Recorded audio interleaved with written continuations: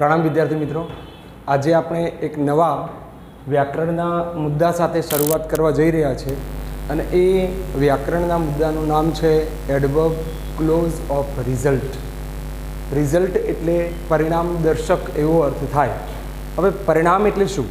તો પરિણામ એટલે આપણે કોઈ કાર્ય કર્યું, કાર્ય કર્યા પછી એનું પરિણામ આવે અથવા એડવાન્સમાં ધારી લઈએ કે આ વ્યક્તિ આવો છે તો આવું કરી શકે છે, તો એવું દર્શાવવા માટે આપણે ગુજરાતીમાં કેવું બોલી છે. દાખલા તરીકે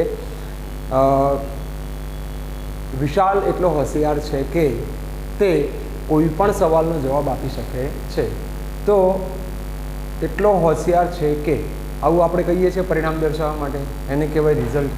તો આપણે નવી પરીક્ષા પદ્ધતિ પ્રમાણે તમને ખબર છે એમ લખીને શું આવશે? Expressing result. રિઝલ્ટ એટલે પરિણામ દર્શક આવો અર્થ થાય, બરાબર. જ્યારે પરિણામ દર્શાવવાનું હોય ત્યારે આપણી પાસે ગુજરાતીમાં, અંગ્રેજીમાં, કોઈ પણ ભાષામાં પરિણામ દર્શક વાક્યો રજૂ કરવા માટે અલગ અલગ વાક્યરચનાઓ હોય છે. તેમાંની સૌથી પહેલી વાક્યરચના આજે જોઈએ પરિણામ દર્શાવવા માટે. પરીક્ષામાં જ્યારે લખીને આવે કે expressing result, denoting result, showing result, તો તમે આજે આપણે જે વાક્યરચનાઓ શીખી રહ્યા છીએ એ પ્રમાણે ફોલો કરવાનું છે. સૌથી સરળ રીતો જોઈએ આપણે. પહેલી વાક્યરચના કઈ છે? દાખલા તરીકે સો વાપરવાનો છે, એના પછી ડેશ અને ધેટ. આપણે હમણાં જ મિત્રો, જો તમને યાદ હોય તો એડવર્બ ક્લોઝ ઓફ પર્પઝ શીખ્યા. પર્પઝની અંદર પણ સો ધેટ છે, પણ સો ધેટ એકબીજાની જોડે છે. સો અને ધેટની વચ્ચે કંઈ જ આવતું નથી. જો સો અને ધેટની વચ્ચે કંઈક આવે તો એ રિઝલ્ટ ક્લોઝ હશે. જ્યારે સો અને ધેટ એકબીજા સાથે જોડાયેલા હશે, સો ધેટ. દાખલા તરીકે આઈ give tuitions so that I can earn money. આ પર્પઝ છે. એ જ સો અને ધેટ વચ્ચે જો બીજો કોઈ શબ્દ આવી જાય છે આ પ્રમાણે, તો એ રિઝલ્ટ થઈ જશે. તો શું હોય સમજીએ આપણે. વાક્ય પ્રમાણે સબ્જેક્ટ, વર્બ, અધર વર્ડ્સ. સો અહીંયા વચ્ચેનો જે ભાગ છે એમાં તમે એડજેક્ટિવ અથવા તો એડવર્બ મૂકી શકો છો. એડજેક્ટિવ એડવર્બ આવડે તો ખબર પડશે. એડજેક્ટિવ નામના અર્થમાં વધારો કરે તે, એડવર્બ ક્રિયાના અર્થમાં વધારો કરે તે. આપણે ઉદાહરણમાં જોઈએ. ત્યાર પછી ધેટ. ધેટ પછી એક બીજું વાક્ય જેમાં સબ્જેક્ટ છે. સબ્જેક્ટ પછી તમે યોગ્ય હોય એવું મોડલ ઓક્ઝિલરી અથવા હેલ્પિંગ વર્બ મૂકીને વાક્યને બનાવી શકો છો. જરૂર પડે તો તમે ચોક્કસ ત્યાં નોટની જરૂર છે તો મૂકો, ધીસ ઇઝ નોટ કમ્પલસરી. અને એના પછી મેઇન વર્બ. કેમ મેઇન વર્બ? કારણ કે મોડલ ઓક્ઝિલરી પછી હંમેશા શું હોય? Main verb. અને એના પછી અધર વર્ડ્સ. તો ફ્રેન્ડ્સ, આપણે એક વાક્ય બનાવીને જોઈએ તો વધુ સરળ રહેશે, બરાબર. જોઈએ, એક વાક્ય બનાવીએ આપણે. એકદમ સહેલું છે. દાખલા તરીકે આપણે 9મા ધોરણને યાદ કરીએ. 9મા ધોરણની અંદર યુનિટ 1 જે હતો એનું નામ હતું ચિતા સ્ટીયર્સ, હતા ને? તો એ જે પાર્ટ છે એના આધારે હું વાક્ય યાદ કરીને તમને સમજાવું તો તમને વધુ ખબર પડશે. દાખલા તરીકે ધ કબ્સ, પેલા ચિતાના જે બચ્ચા હતા બે, ધ કબ્સ બે થયા. ભૂતકાળની વાત કરવા જાઉં છું તો were, the cubs were so small that they, હવે હું મોડલ ઓક્ઝિલરી વાપરું છું એ પહેલાં કાળ સમજી જાઉં. અહીંયા મને ભૂતકાળ દેખાય છે. The cubs were so small that they, કેનના બદલે હું શું વાપરી દઈશ ત્યાં? Could. They could not run away. બચ્ચા એટલા નાના હતા કે ત્યાંથી દોડીને ભાગીને જઈ શક્યા નહીં. જો પરિણામ છે તો એટલા નાના હતા કે તે દોડીને જઈ શક્યા નહીં. તમે સમજી જજો વાક્યને. દાખલા તરીકે બીજું વાક્ય લઈએ છીએ આપણે. English is so easy that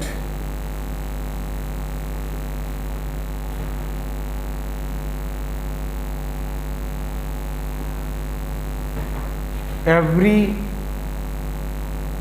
person, દરેક વ્યક્તિ, can learn it, can learn it. સમજો મિત્રો, આમાં પણ તમે જુઓ તો અહીંયા સો અને ધેટ આવી રહ્યું છે. હજુ એક બીજું વાક્ય લઉં છું, તમે સમજો.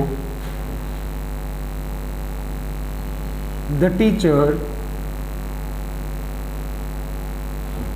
teaches so fast. સર કે મેડમ એટલું ઝડપથી ભણાવી રહ્યા છે કે એનું પરિણામ શું આવી રહ્યું છે? That we cannot follow him. એટલું ઝડપી ભણાવી રહ્યા છે કે અમે એમને અનુસરી શકતા નથી. હવે તમે ધ્યાનથી જુઓ, અહીંયા સો અને ધેટની વચ્ચે સ્મોલ અપાયો છે.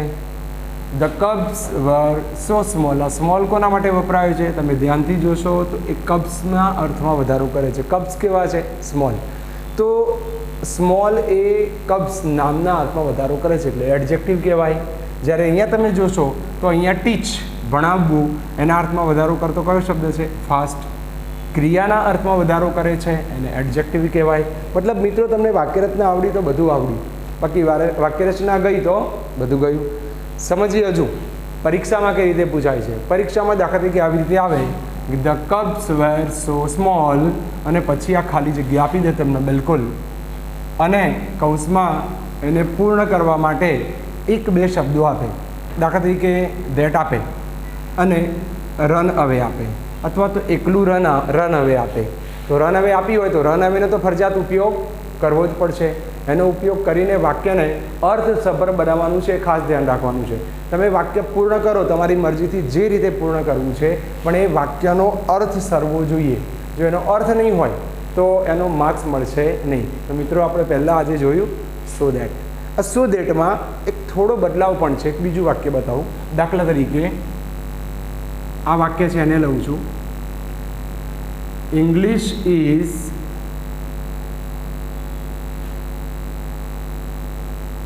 જોઈ લેજો અહીંયા. સો ઇઝી એ લેંગ્વેજ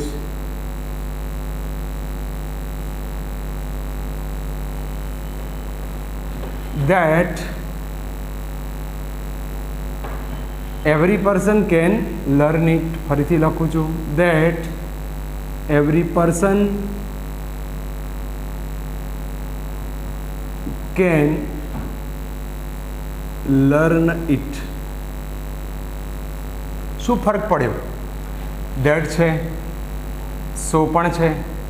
આમાં સો અને દેટના વચ્ચે માત્ર ઇઝી વર્ડ હતો. આમાં શું બન્યું?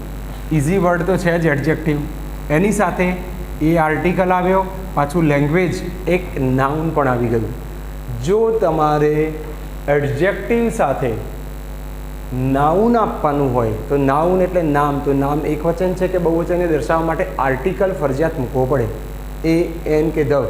એમાંથી જ્યારે ઇંગ્લિશ એ એક લેંગ્વેજ છે, ઇંગ્લિશ ઇઝ અ લેંગ્વેજ, તો એક લેંગ્વેજ છે તે દર્શાવવા માટે એ મૂકવો પડે. તો ધ્યાનથી જુઓ આર્ટિકલ ક્યાં મુકાયો છે. ઇંગ્લિશ ભાષા છે એ ફોરેન લેંગ્વેજ છે, આપણે રહ્યા ઇન્ડિયન, અને જો આપણે એને શીખવી છે તો એના નિયમોને અનુસરવું પડશે. તો હું તમને એ બતાવું છું. જો સો અને ધેટ વચ્ચે ફક્ત એડજેક્ટિવ કે એડવર્બ લખવું છે, આ એડજેક્ટિવ કે એડવર્બ, તો આર્ટિકલની ત્યાં કોઈ જરૂર છે નહીં. પણ જો આર્ટિકલ સાથે વાક્ય બોલવું હોય તો આ રીતે લખી શકાય. English is so easy a language that every person can learn it. English એ એક એવી સહેલી ભાષા છે કે દરેક વ્યક્તિ તે શીખી શકે છે. અને આનું ગુજરાતી, ઇંગ્લિશ એટલી સહેલી છે કે દરેક વ્યક્તિ તે શીખી શકે છે. સમજી શક્યા હશો હું કહું છું એ રીતને. આ સિવાય તો આપણે અહીંયા એક વાક્યરચના બનાવવા જઈએ તો એવું થાય કે સો આવ્યો, સો પછી તરત જ શું તો કે એડજેક્ટિવ, એડજેક્ટિવ પછી શું તો આર્ટિકલ છે એ પણ આવે, એન પણ આવે, નાઉન પ્રમાણે આવે આર્ટિકલ, બરાબર. એના પછી શું તો કે નાઉન, અને એના પછી શું તો સંયોજક કયો છે આ ધેટ, અને ધેટ પછી શું છે આ તમને ખબર છે જેમાં કોઈ ફેરફાર થતો નથી, મેઇન ક્લોઝ એટલે કે મુખ્ય વાક્ય.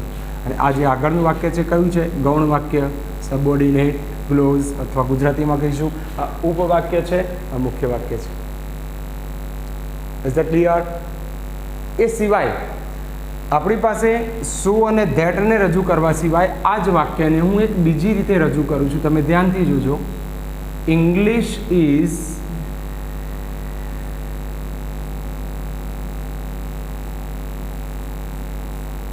such an easy language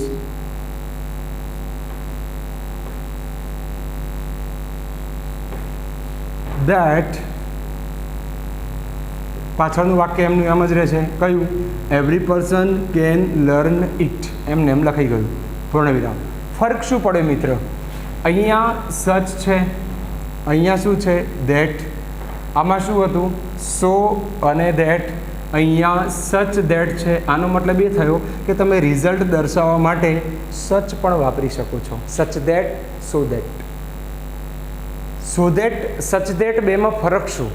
જ્યારે તમે સચનો ઉપયોગ કરશો ત્યારે આર્ટિકલ આવે તો આર્ટિકલ સચના પછી તરત જ આવી જશે. એ કે એન. તો એની વાક્યરચના આપણે એવી કરી શકીએ, સચ એના પછી તરત જ એ કે એન આર્ટિકલ, એના પછી જે એડજેક્ટિવ છે એ, અને એડજેક્ટિવ પછી નાઉન, અને નાઉન પછી ધેટ.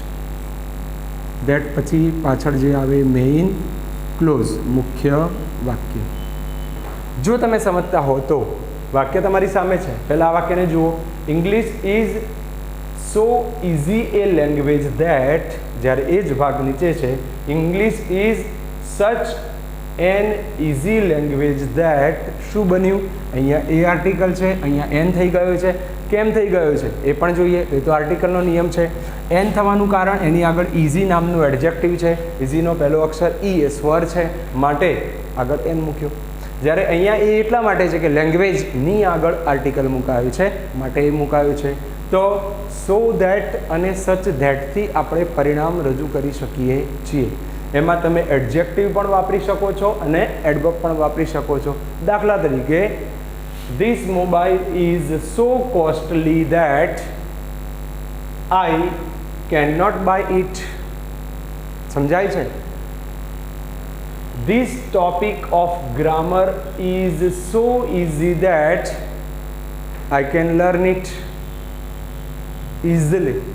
સમજાય છે? આ છે so that. તો such that this is such a board. આ એવું બોર્ડ છે. This is such a board that I have at my home. મારા ઘરે છે. આ એના જેવું એક બોર્ડ છે. સમજાય છે? તો સચ ધેટ, સો ધેટથી તમે આ રીતે પરિણામ રજૂ કરી શકો છો. એકલું સચ ધેટ, સો ધેટથી જ પરિણામ રજૂ થાય એવું નથી. હજુ પણ ઇન્ટરેસ્ટિંગ છે જે તમે 9મા ધોરણમાં શીખી ગયા છો. તો એ ઉદાહરણો પણ આપણે જોઈ લઈએ. હાલ આપણે આ વાક્યરચના ઉપર ફોકસ કરીશું. કઈ વાક્યરચના છે? તમને એમ કે મિત્રો આ બોર્ડ ઉપરનું લખાણ ભૂસાઈ જાય છે, અમારે શું કરવું? તો કંઈ જ નહીં. તમારી પાસે બે રસ્તા છે. એક, વિડીયોને રિવર્સ ફોરવર્ડ કરી બોર્ડ ઉપર જે લખાયું છે એની નોંધ બનાવો. જેમની પાસે આ નોંધ છે તો બસ એ નોંધની મજા લઈને ભણો.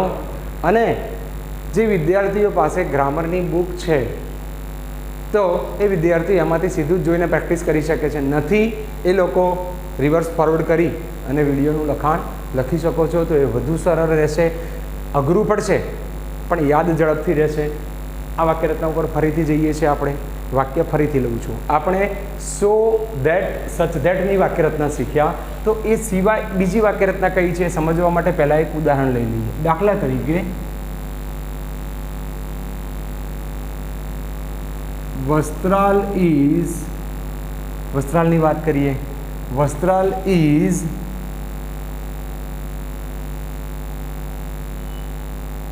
so costly that you can't, cannot નું ટૂંકું રૂપ લખું છું, that you can't buy a shop there. Vastral એટલું મોંઘું છે કે તમે ત્યાં કોઈ દુકાન ખરીદી શકો નહીં, એટલું મોંઘું થઈ ગયું છે વસ્ત્રાલ. હવે સમજો, આની અંદર જે વાક્યરચના આપી છે એમાં એક તો આ નકાર આપ્યું છે, કેન નોટ નકાર આપ્યું છે ને. હવે આપણે કેન નોટ લખવું પડે છે. આ જ વાક્યને મારે નોટ લખ્યા વગર રજૂ કરવું હોય તો તમને ખબર છે એક નવો મુદ્દો આપણે આજે શીખીએ, એ છે TOO, એની સાથે પાછું ટુ. સમજજો શું થાય છે. એવું કહેવાય કે જે વાક્યમાં TOO અને TO બંને સાથે આવી જાય તો એ વાક્યનું ગુજરાતી ઓટોમેટિક નકાર થઈ જાય. હવે જ્યારે વાક્યનું ગુજરાતી નકાર થઈ જાય તો નોટ મૂકવાની જરૂર રહેતી નથી. એનો મતલબ આ વાક્યમાં મારે હવે કાન્ટ લખવું નથી, કેન નોટ લખવું નથી.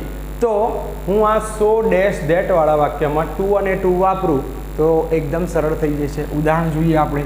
દાખલા તરીકે વસ્ત્રાલ ઇઝ, શું થાય છે જોઈ લેજો તમે, ટુ કોસ્ટલી. આ સોની જગ્યાએ શું મૂકી દીધું? ટુ મૂક્યો છે. Vastral is too costly to, આ બીજો સંયોજક આ સોની સાથે ધેટ હોય તોની સાથે ટુ હોય. ટુ કહે છે મને તો સીધું મેઇન વર્બ આપી દો. ટુ પછી સીધું જ મેઇન વર્બ કયું છે? Buy. To buy other words લખી દો. To buy a shop there.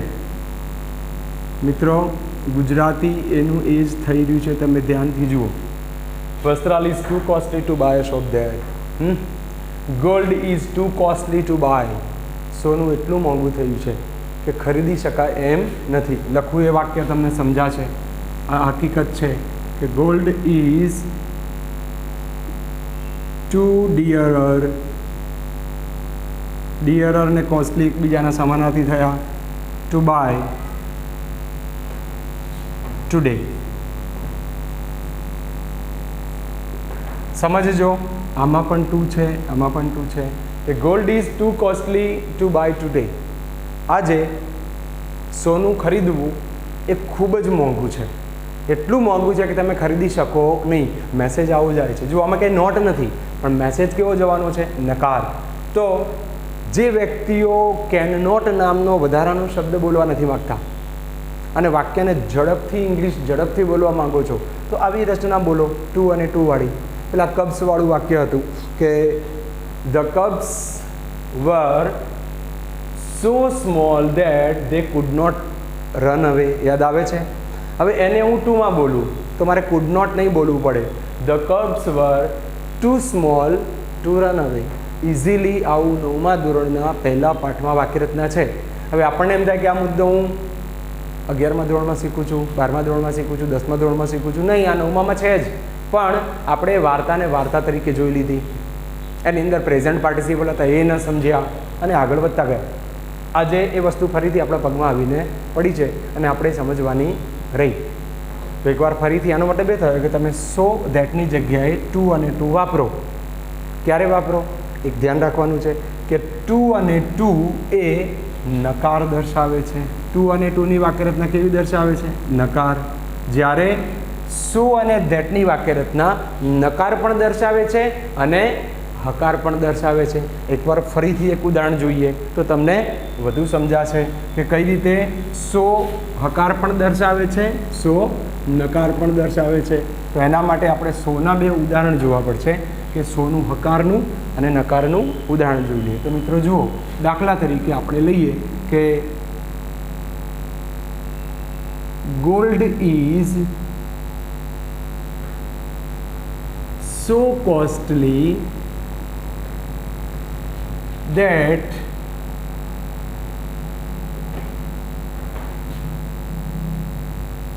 you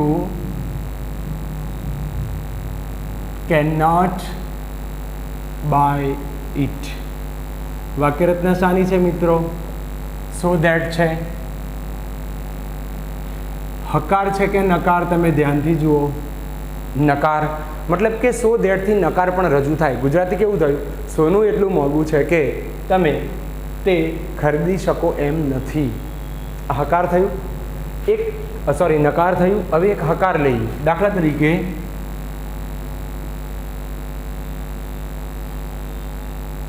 Riya is so thin that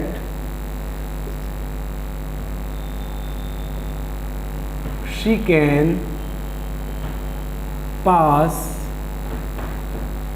through this space. ચલો કયો ટોપિક છે એ જોઈએ. સો દેટ કેન નોટ છે નથી, મતલબ કે સો દેટ હકાર પણ છે નકાર પણ છે. સો દેટવાળા વાક્યને તમારે TW2માં લઈ જવું હોય તો લઈ જવાય, પણ સો દેટવાળું વાક્ય નકાર હોવું જરૂરી છે. કારણ ટુ અને ટુ એ નકાર છે.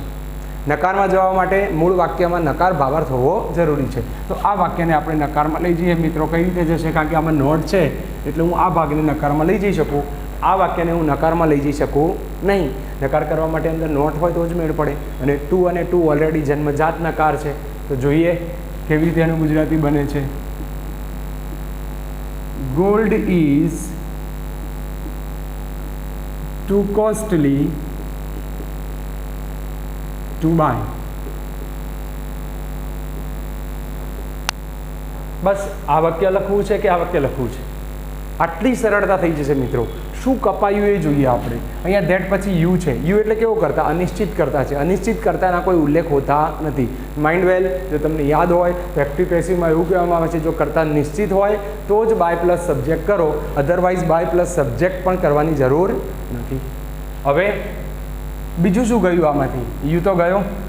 કેન નોટ મોડલ ઓક્ઝિલરી જતું રહ્યું. કેન કોના લીધે છે? નોટના લીધે છે. જ્યારે નોટનો અર્થ તો ઓલરેડી શામાં આવી રહ્યો છે? ટુ અને ટુમાં નકાર જ છે, તો નોટ મૂકવાની જરૂર નથી. નોટ મૂકવાની જરૂર નથી એટલે કેન કાઢી દીધો.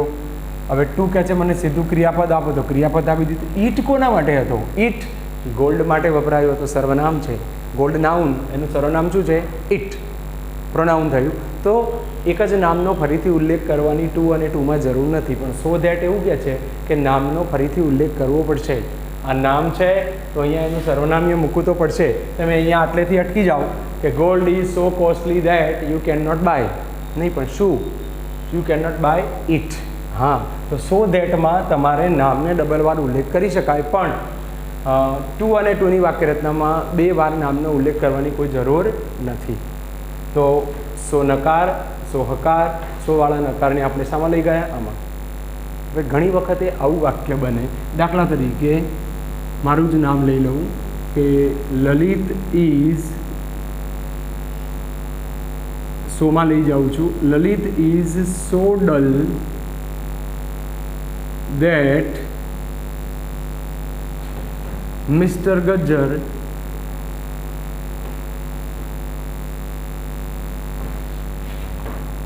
ચલો ભૂતકાળ કરી દઉં. લલિત અત્યારે હોશિયાર છે. Lalit was so dull that mister Gajjar could not teach him.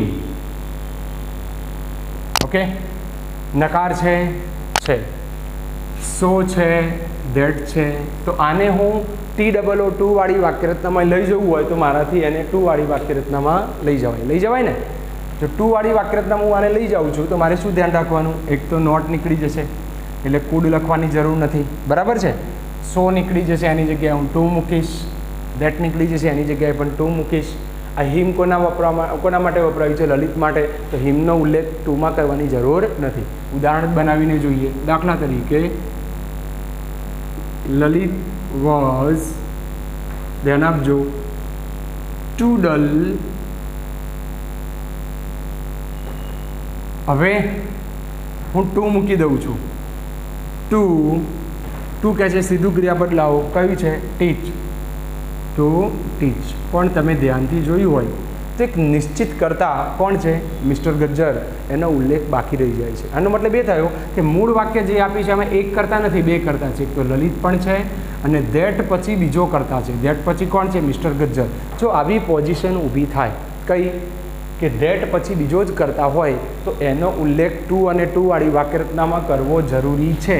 તો એનો ઉલ્લેખ ક્યાં કરવો? આવો સમજીએ. તો લલિત વોઝ ટુ ડલ, બસ બીજા કર્તાને મૂકવા માટે તમારે જાતે ફોર મૂકવાનું છે. ફોર પછી બીજો કર્તા કોણ છે? મિસ્ટર ગજ્જર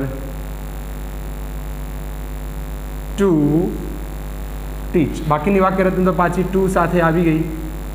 સમજજો ધ્યાનથી.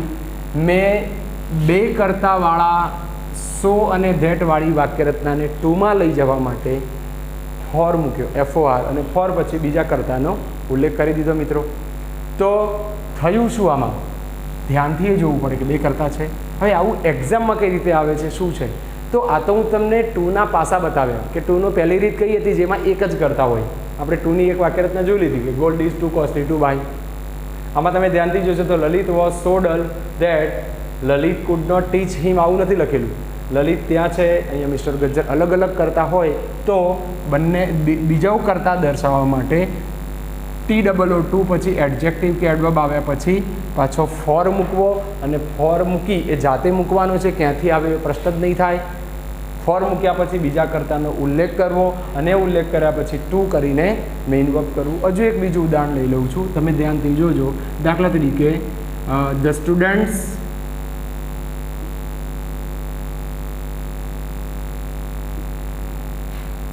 are so careless that madam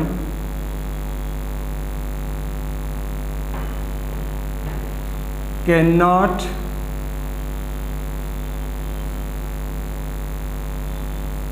handle them. તમે ધ્યાનથી જુઓ કરતા કેટલા છે. આગળ ધ સ્ટુડન્ટ્સ છે પહેલો, તો ધેટ પછી કોણ છે? મેડમ. બે કરતા થયા. બે કરતાવાળું વાક્ય છે. પાછું સો ધેટ તો છે જ, નોટ પણ છે, તો મારે એને ટુ અને ટુમાં લઈ જવું હોય તો લઈ જવાય. તો શું કરવાનું છે જોઈએ. The students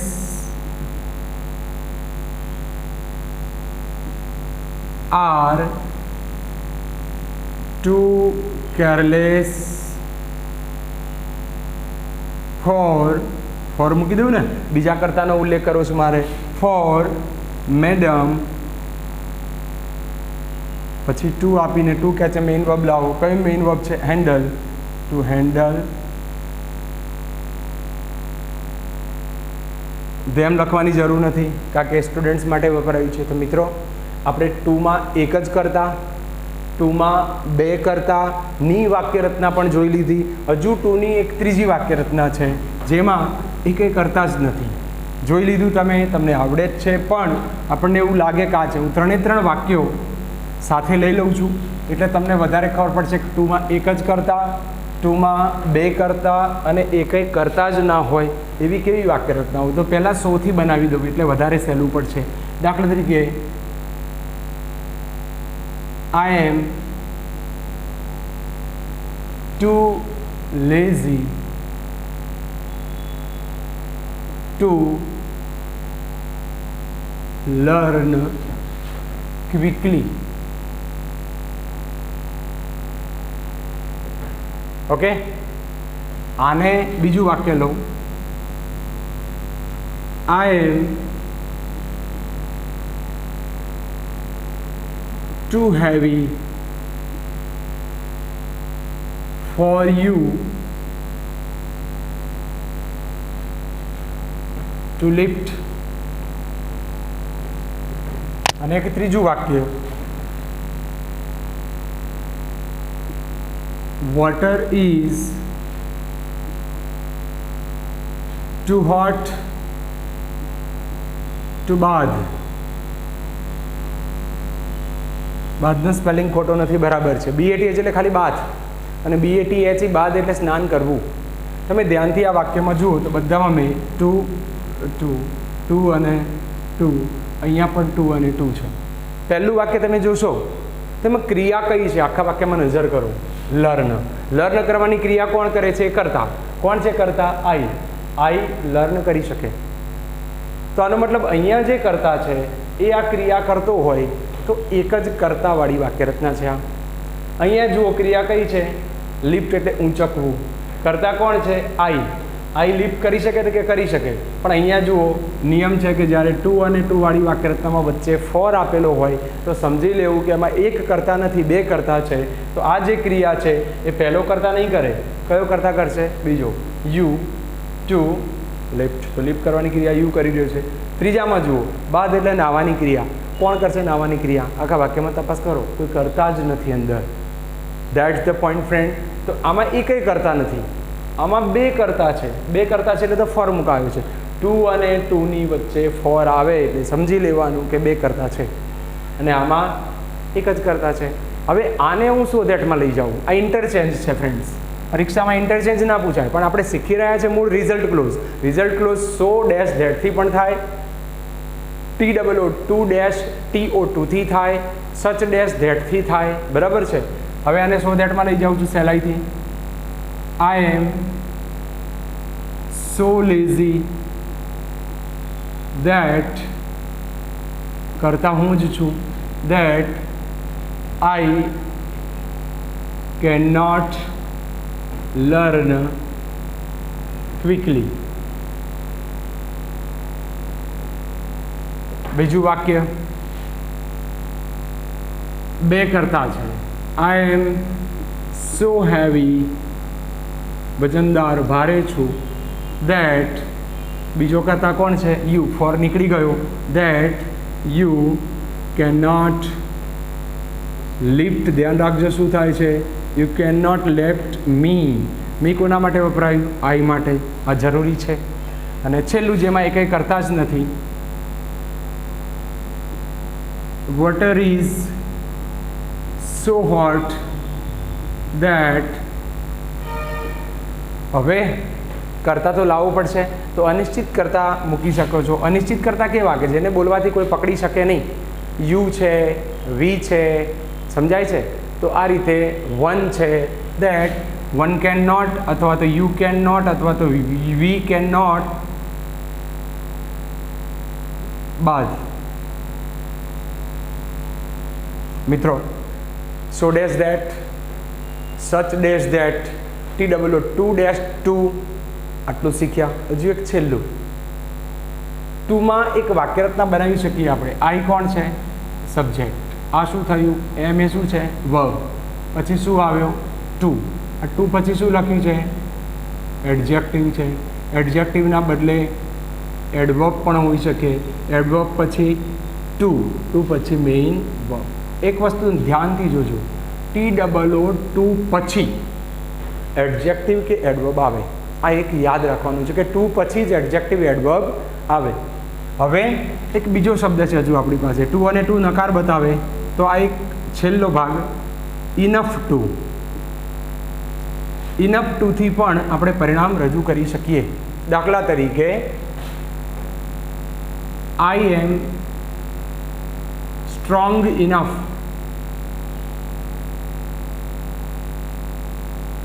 I am strong enough to face the problem. Gujarati જુઓ, ઇનફ ટુ એ હકાર દર્શાવે છે અને ટુ અને ટુ નકાર દર્શાવે છે. ચાર શબ્દો, so dash that, such dash that, too to નકાર, ઇનફ ટુ હકાર. આ ચારથી આપણે પરિણામ રજૂ કરી શકીએ છીએ. I am strong enough to face the problem. Gujarati હકાર જ થવાનું છે. હું એટલો તાકાતવાન છું કે તકલીફનો સામનો કરી શકું છું. બરાબર છે?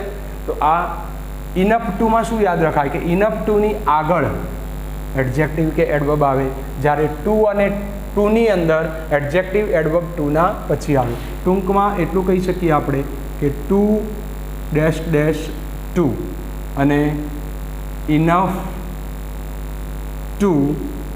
આની અંદર આજે મેં અહીંયા બતાવ્યું, ટુના પછી એડજેક્ટિવ અથવા તો એડવર્બ આવે, જ્યારે ઇનફની આગળ એડજેક્ટિવ અથવા તો એડવર્બ આવે.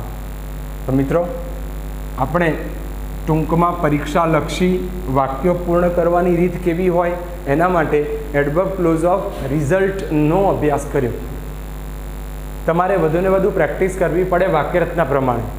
સો ડેશ ધેટની વાક્યરચના આર્ટિકલ વગર, સો ડેશ ધેટની વાક્યરચના આર્ટિકલ સાથે, સચ ધેટની વાક્યરચના આર્ટિકલ સાથે, સચ પછી તરત જ આર્ટિકલ હોય. સો અને સચમાં ફરક શું? જો બંનેમાં આર્ટિકલ વાપરવાના હોય તો એટલું યાદ રાખવું. સચ પછી તરત જ એ કે એન આર્ટિકલ આવે, જ્યારે સોમાં સો પછી તરત જ એડજેક્ટિવ એડવર્બ આવે અને પછી આર્ટિકલ આવે. આટલો ડિફરન્સ યાદ રાખવો પડશે. એટલે કે કઈ રીતે ટૂંકમાં યાદ રાખી લઈએ તો કેવું હોય? દાખલા તરીકે સો easy A topic that, so that, સચ ધેટ વાપરું છું. સચ એન ઇઝી ટોપિક ધેટ.